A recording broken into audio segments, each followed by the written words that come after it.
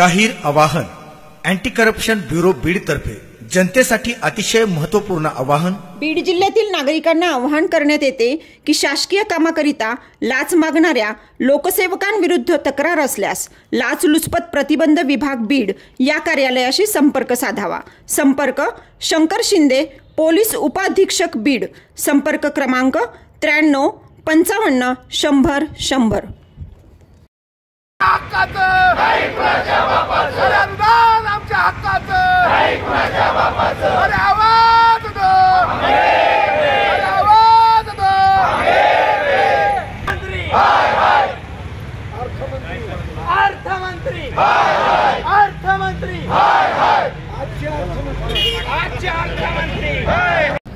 Beed online ज्ञानभूमीमध्ये आपलं सर्वांचं स्वागत। मी ज्ञानोबा वायबशी।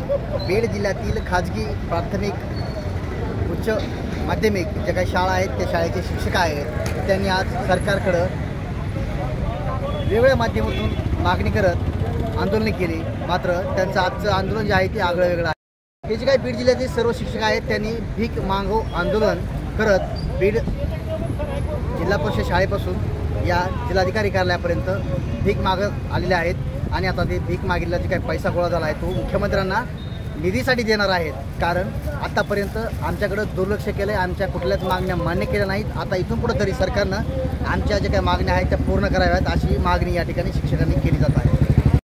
शासको होश में आओ, अरे शासको होश में आओ, होश में आके बात करो, अरे होश में आके बात करो, अरे बात तो तुमको करनी होगी, अरे बात तो तुमको करनी होगी, अरे अनुदान तो तुमको देना होगा, अरे टप्पावार तो तुमको देना होगा, अरे टप्पावार तो तुमको देना होगा, जीआर तो तुमको निकालना पड़ेगा, अरे जीआर तो तुमको निकालना पड़ेगा, वरना खुर्ची खाली करो, वरना खुर्ची खाली करो।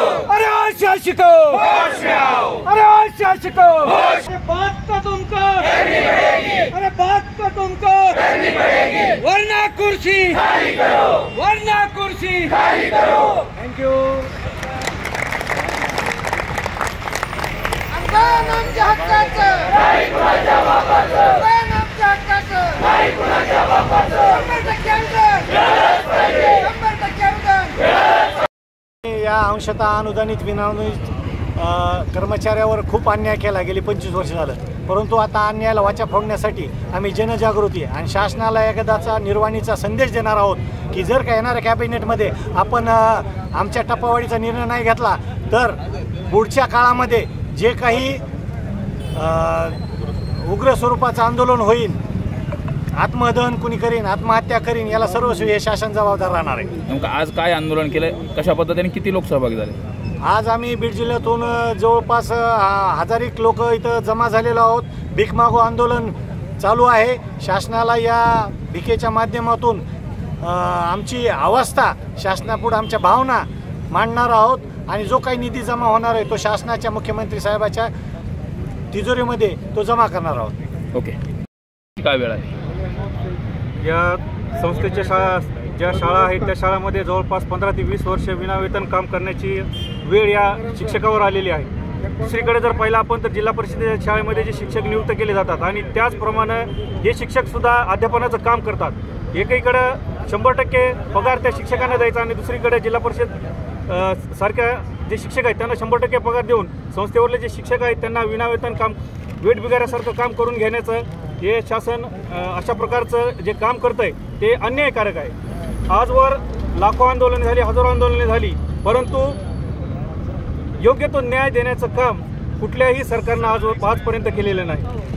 वेळोवेळी जे जे काही सरकार बदललं त्यावेळेस अर्थमंत्री असतील, आमचा जो रोष आहे तो खरा अर्थमंत्री आणि त्या सरकार आहे त्या सरकारवर आहे। प्रत्येक वेळेस जे अर्थमंत्री आहेत ते अर्थमंत्री आमच्या अनुदानासाठी आडवे आलेले आहेत असं या प्रसंगी मला वाटतं। ओके।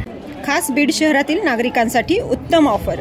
उत्तम किराणा अँड जनरल स्टोअर येथे सर्व प्रकारचा किराणा, कटलरी, तेल, पान मटेरियल आणि पेंडीचे ठोक व किरकोळ विक्री केली जाते।